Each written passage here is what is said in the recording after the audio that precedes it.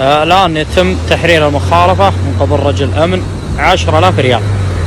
الأمر جدي، قلنا خلوكم في بيوتكم، صور بس اللوحة وروح الله يستر عليك.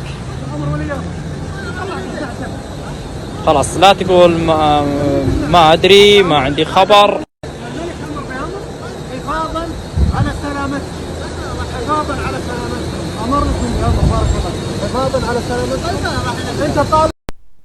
अस्सलाम वालेकुम नाज़रीन, जैसा कि आपने वीडियो में देखा कि एक ड्राइवर को 10,000 रियाल जुर्माना हो गया है।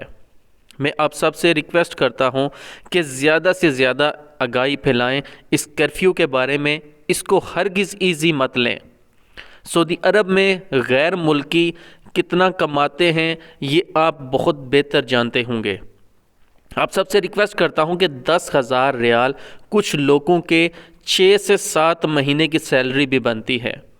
एक ड्राइवर को अगर 10,000 रियाल जुर्माना हो गया तो वो गरीब कहां से देगा।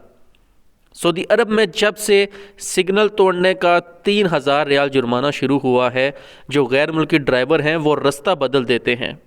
तो आप अंदाज़ा करें कि 10,000 रियाल एक ड्राइवर कैसे दे सकता है।